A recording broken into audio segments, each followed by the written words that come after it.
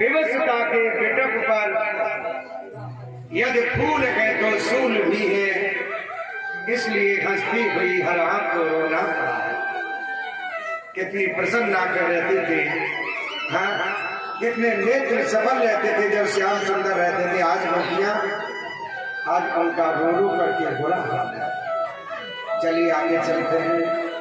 रजकम कस्यदायांतम रंगकारं गदाग्रजः दृष्ट्वा च दिवासांसे धौतं यत्तमानि च। रजकम कस्यदायांत, आगे बढ़े तो रजक यानी धोबी कपड़े साफ करके सुखा रहा था, कपड़े सुखा रहा था। कुछ ग्वाला साफ करके श्याम सुंदर देखे। ग्वाला ने कहा, श्याम आप तो अच्छे वस्त्र पहने हो, आप तो बड़े घर के लड़के हो ना, हम ग्वाला हमारे पास क्या है?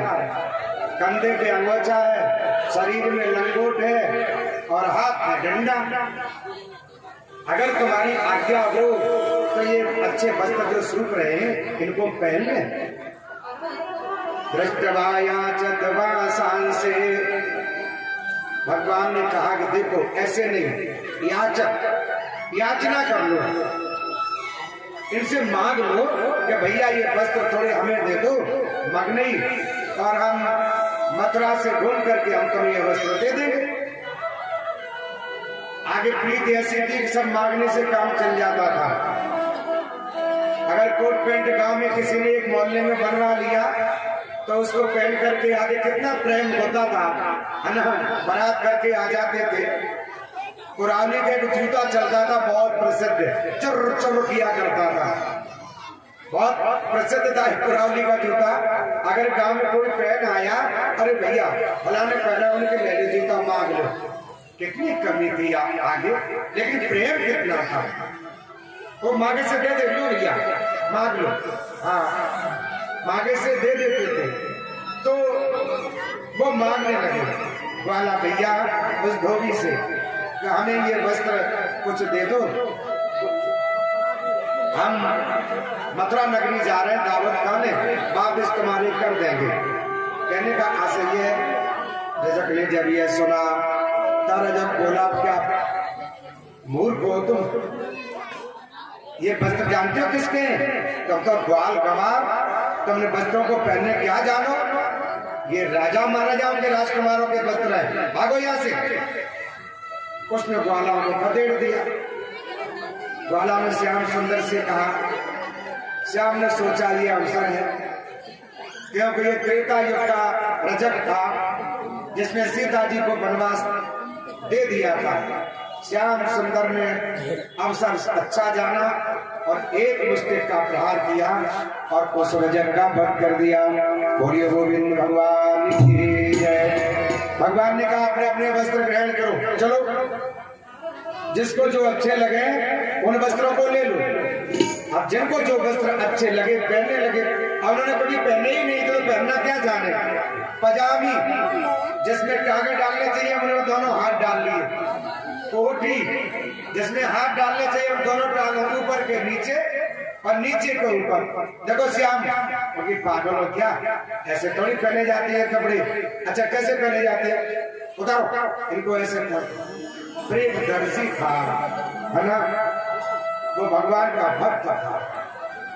दर्जी के पास गए मथुरा में, उससे कहा भैया ऐसा करो, ये वस्त्र कुछ ऊंचे नीचे छोटे बड़े हैं, इनको अच्छी तरह से सिल दो।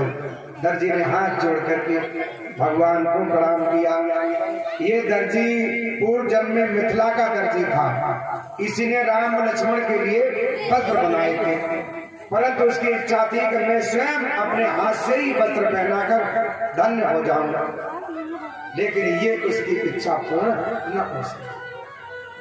भगवान ने कहा अभी तो नहीं, द्वापर युग में जब मेरा अवतार होगा तब तुम अपने इच्छा पूर्ति कर लेना।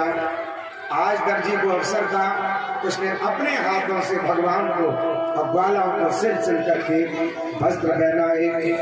आगे चले तो आगे जाकर के एक माली मिला जो जा रहा था राजमहल में पुष्प लेकर के, है ना।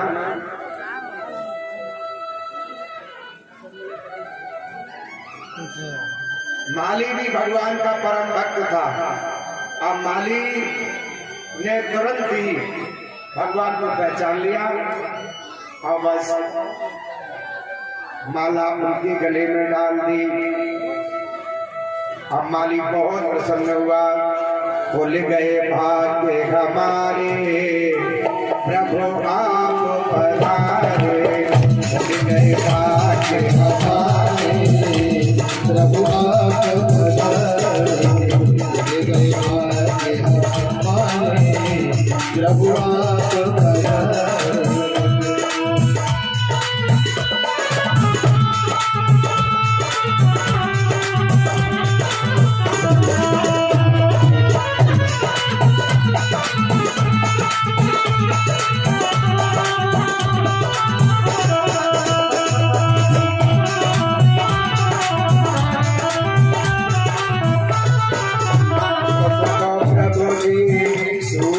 चंदा तुमको प्रभु जी, सूरज चंदा तुमको प्रभु जी, सूरज चंदा।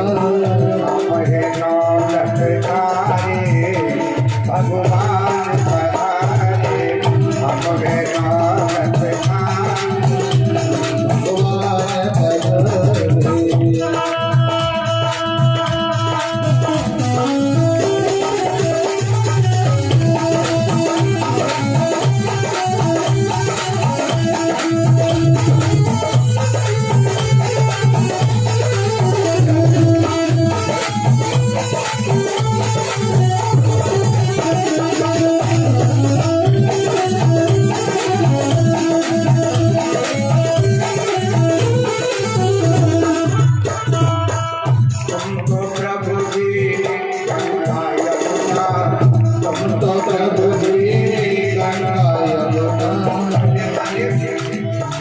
युग से मैं आपकी प्रतीक्षा कर रहा हूँ, आज मेरी इच्छा पूरी हुई। तुमको प्रभु जी गंगा यमुना हम गए नदी नवारे, मेरे श्याम पधारे। प्रभु जी हम गए नदी नवारे, मेरे श्याम पधारे।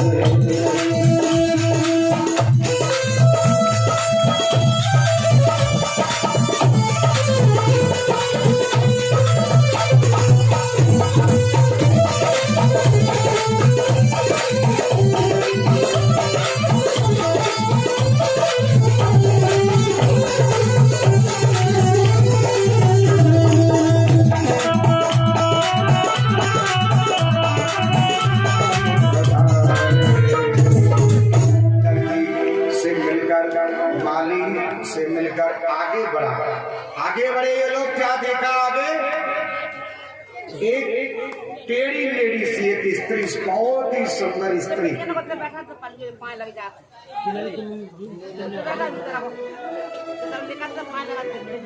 ये जिन्हें की सुनो तो इधर सुनो, इधर सुनो, इनकी मम्मी को दे दो गोदी में बैठा ले नली, जिन्हें की मम्मी ले लिया अपनी नली को गोदी में।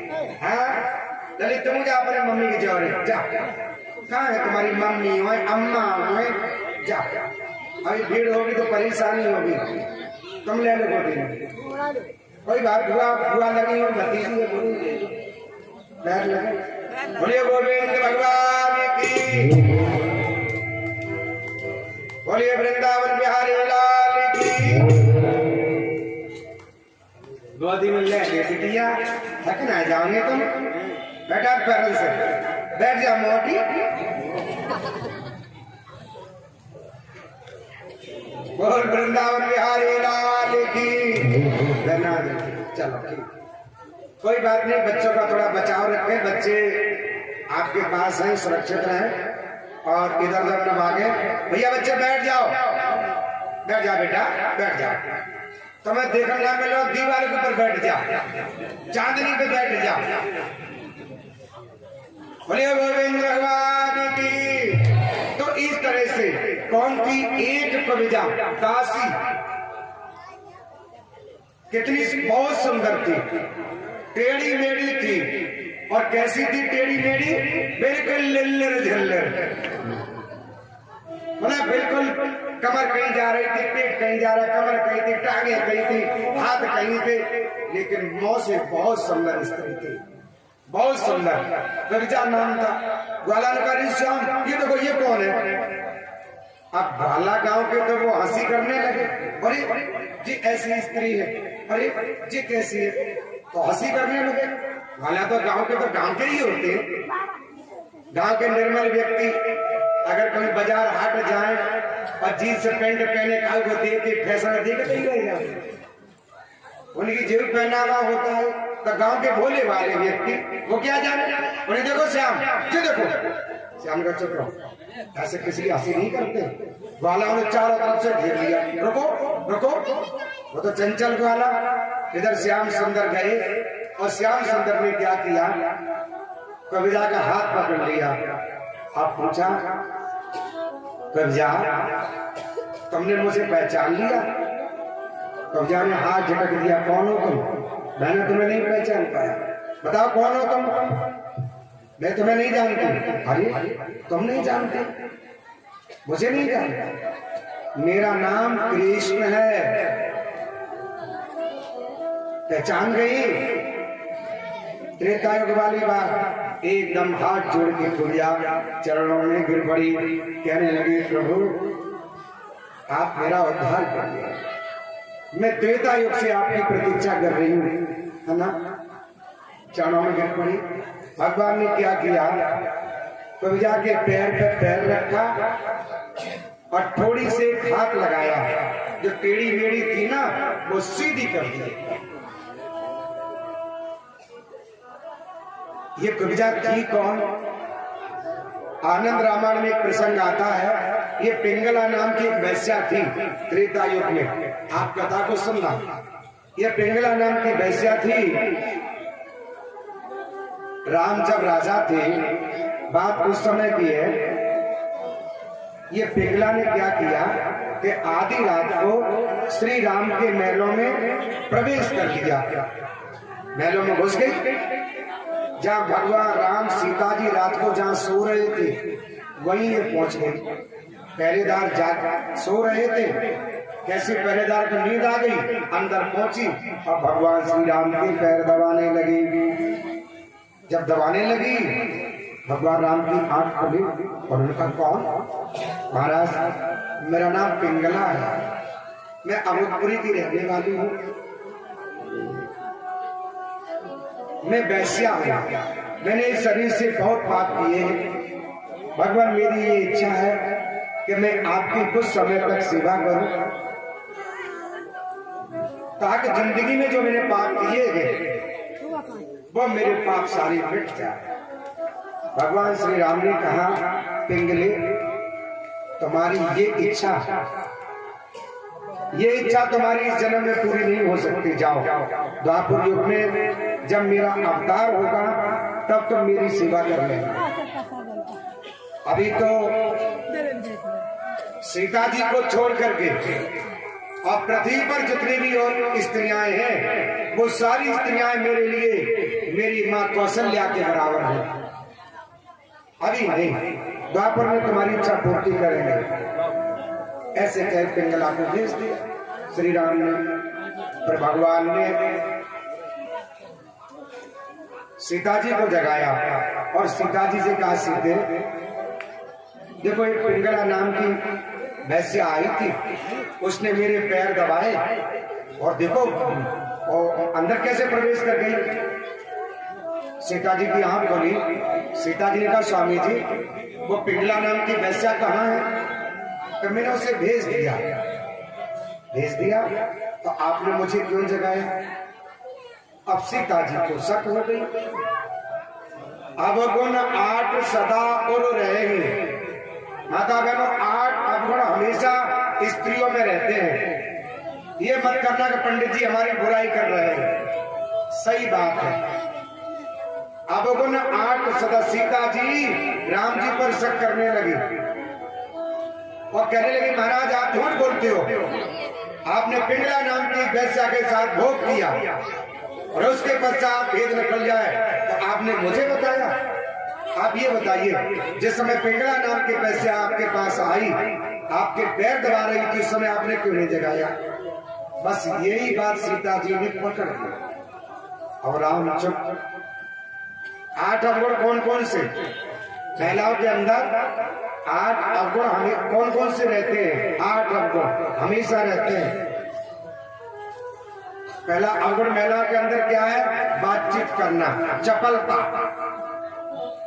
मतलब चपलता, बातचीत का। पुरुष एक भी बात नहीं करेगा, लेकिन महिलाएं बात ज्यादा करती हैं। न करने वाली हो वो भी बात करती हैं। कहीं साथ साथ पत्नी के पास जाओ तो आदमी आदमी पहचान नहीं कर पाएंगे, महिलाएं पहचान कर लेंगी। बहु क्या वाली बच्चा है, बद्दू है, तुम्हारे कितने उनके कितने हैं, कोको है तुम्हारे घर में, कोको है, वे शादी में जा रही है, वे गली में जा रही है, दोनों रोन लगी अड्डे को बैठे बस आने में दे रही थी। बिना को कष्ट सुने के भी नहीं आंसू निकल जाए। क्या करे जी, हम आओ भैया चलो। हाल पर चपलता, महिला में बातचीत करने की शक्ति पुरुषों की अपेक्षा ज्यादा होती है। दूसरा गुण क्या है? मोह। मोह ममता ज्यादा है, जाते ही परिवार से, घर से, लला से, नली से, पैसा से, सिल से, बटना से। कोई अगर चीज घर की खो गई तो बाद में वो जो भोजन ना बेलना के पीछे लड़ पड़े। मेरे बेलना तो सास के जमाने को ये घर में इतनी मोह ममता बढ़ा। चलो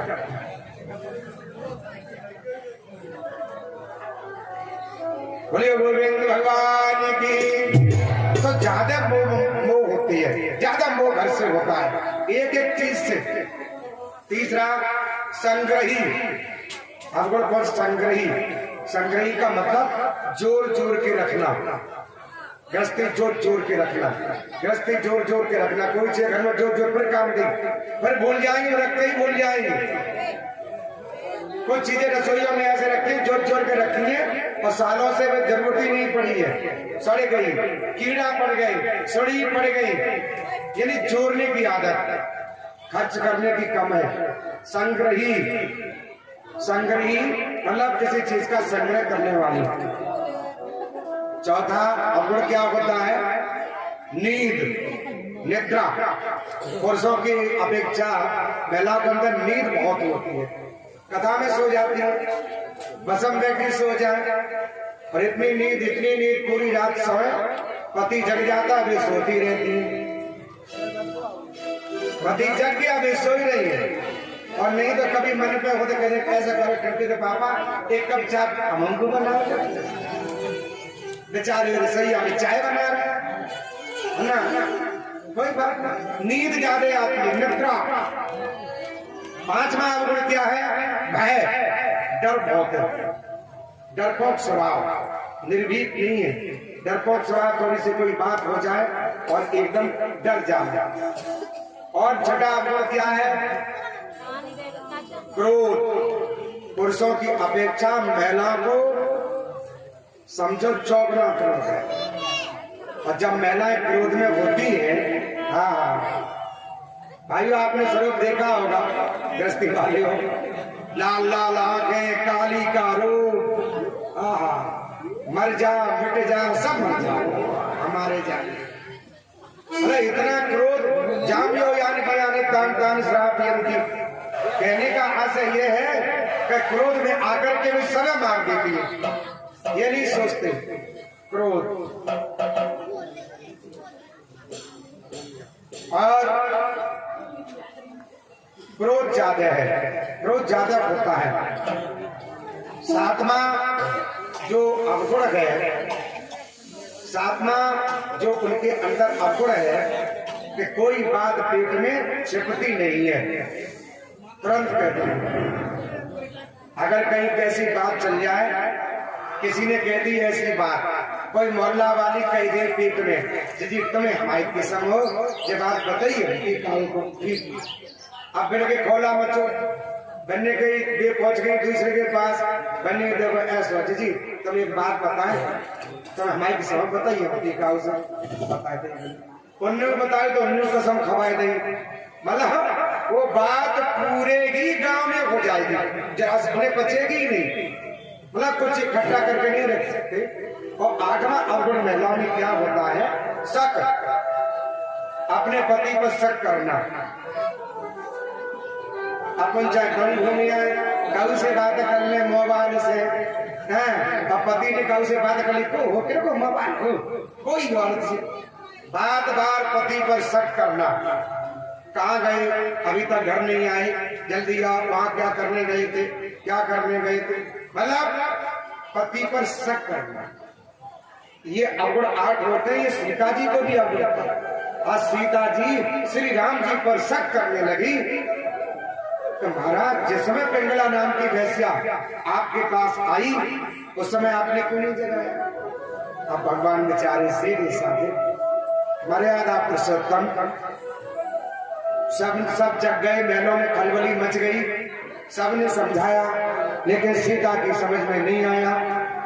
तब श्री राम ने कहा सीते तुम्हें जिस तरह से विश्वास हो उस तरह से तुम परीक्षा मेरी ले लो।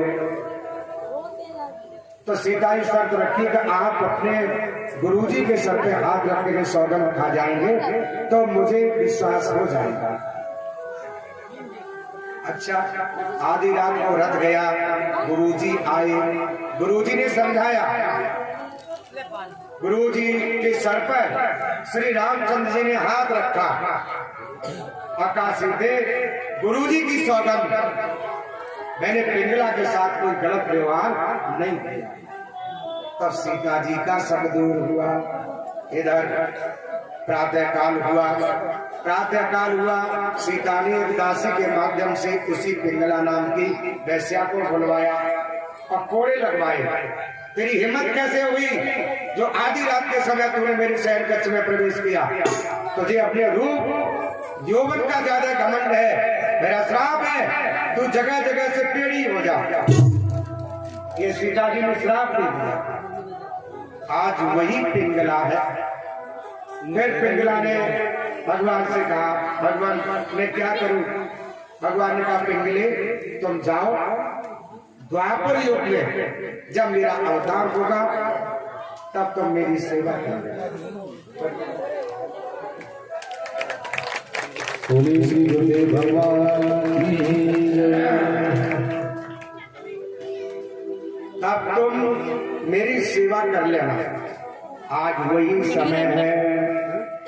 पिंगला के पूजा कहती है भगवान मैं त्रेता युग से आपकी प्रतीक्षा कर रही हूँ। हे भगवान क्या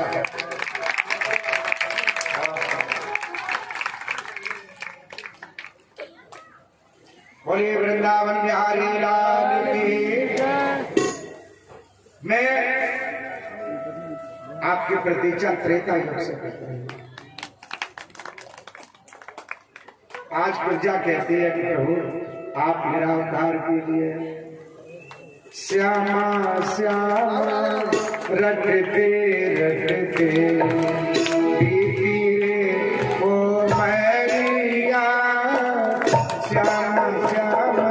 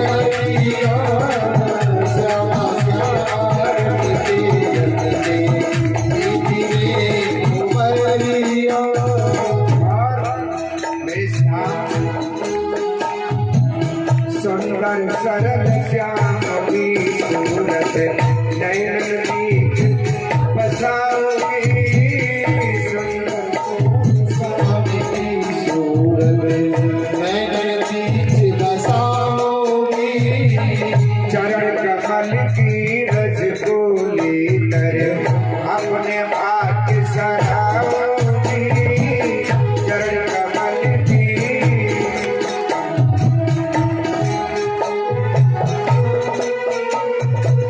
प्रभु जी मुझको भूल गए क्यों ले लो जरा कमरिया श्यामा श्यामा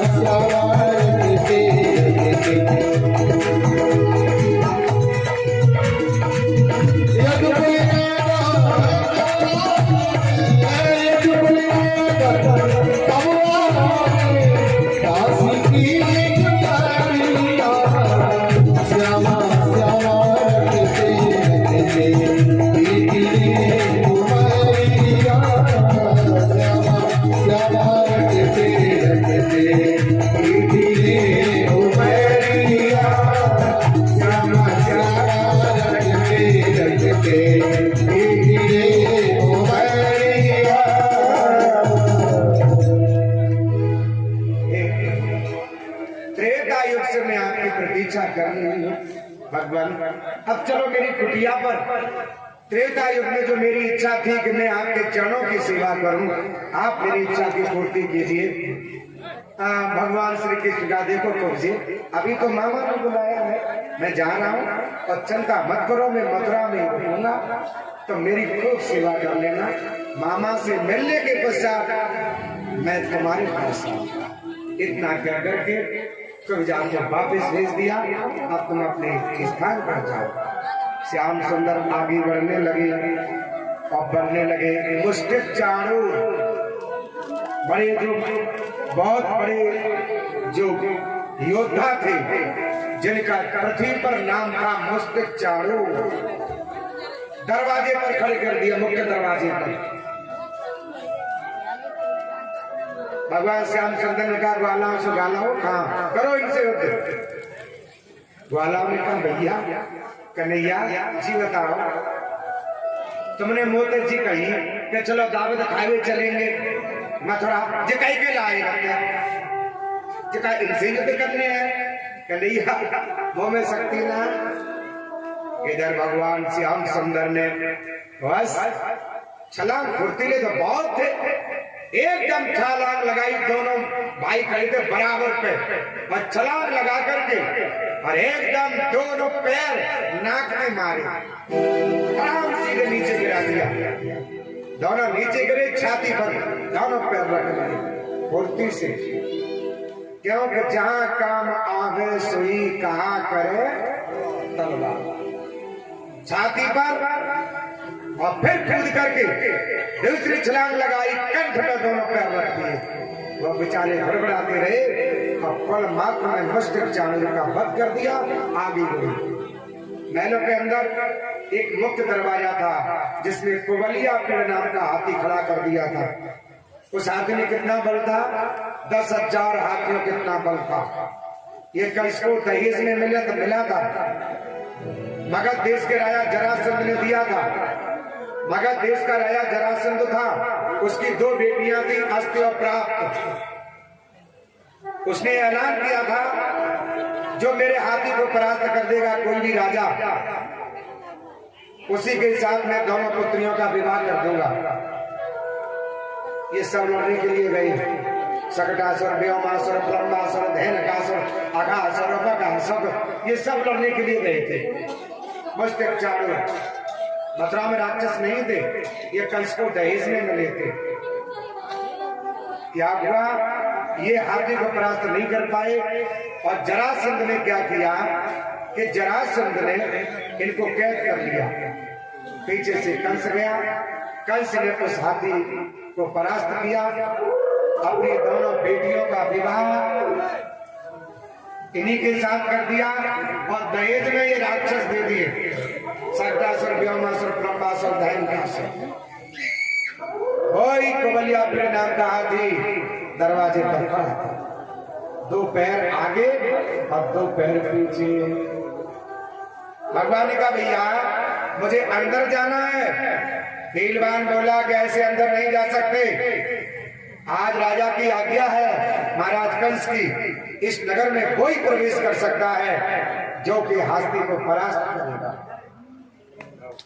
श्री बोलिए भगवान की ये लगा दी जाला कटाई दी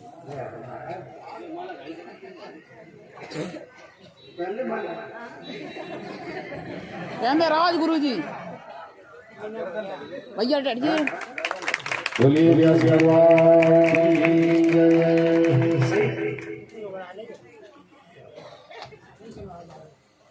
बोलिए गोविंद भगवान की।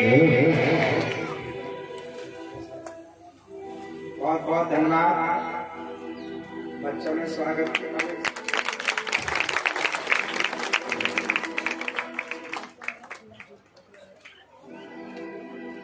बोलिए वृंदावन बिहारी लाल की जय।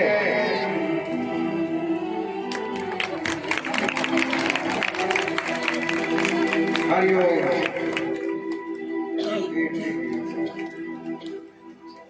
धन्यवाद, बहुत बहुत शुभकामनाएं। संतन की संगीताग्नि तेरी हरि बनेगी, संतन की संगीताग्नि बिगड़ी बनेगी तेरी बनेगी, बिगड़ी बनेगी तेरी बनेगी, भाग्यों में तेरी हाज़िरी बनेगी, संतन की संगीताग्नि तेरी बनेगी। पहलवान ने कहा ऐसे अंदर नहीं जा सकते, 10 सहस्र हाथियों की ताकत, मेरे हाथी को आजमाओ, इसको द्वार से अलग कर दो, फिर चाहे जहां चले जाओ। मेरे हाथी में 10,000 हाथियों कितना बल है मैंने सुना है। तुमने सक्टासुर, व्योमासुर, प्रलंबासुर, धैनकासुर, अगासुर, बकासुर अनेकानेक राक्षसों का वध किया है, तुम बहुत बलशाली हो। आज अपने बल का परिचय दो। श्याम सुंदर ने एक छलांग लगाई, एक मुष्टि का प्रहार किया, नाक में मुक्का देते थे। उस राक्षस को जो हाथी पर बैठा था नीचे जा, हाथी पर चढ़ करके अंकुश लिया, मस्तिष्क में मारा और दोनों जबड़े चीर करके हाथी को पृथ्वी पर पटक दिया। गोविंद भगवान की जय। और सल का वध करते हुए अंदर पहुंचे, जहां धनुष था, धनुष जहां रखा था। रंग भूम आए अनुराय, सक्र धनुष समय तोरे गिराए। और बाएं हाथ से धनुष को उठाया, अब बाएं हाथ से धनुष को उठा करके पृथ्वी पर पटक दिया, उसका खंडन कर दिया। बोलिए गोविंद भगवान की जय। कंस ने देखा कभी उच्च सिंहासन पर बैठा था, इसने तो धनुष का खंडन कर दिया, इसका मतलब ये अवतारी है। एकदम भागा, जब देखा सिर पर काल खड़ा तो कंसासुर तत्काल उठा। जी ने तो कहा निकल भागो, लेकिन तलवार निकल भागने लगा। श्याम सुंदर ने एक छलांग लगाई और बालों को ही पकड़ा, सीधे सीधे, और बालों को पकड़ करके कंस को जमीन पर डाल लिया, छाती पर। कंस कहता है श्याम तुम मेरे बालों को छोड़ दो। नहीं नहीं, ये बाल मत पकड़, छोड़ो छोड़ो। कौन का दुष्ट, एक समय वो भी था जब तूने मेरी माँ के बालों को पकड़ करके खींच करके और रथ से नीचे डाला था, तो मेरी माँ देवकी ने भी विनती कही की थी, भैया मेरे बालों को छोड़ दो।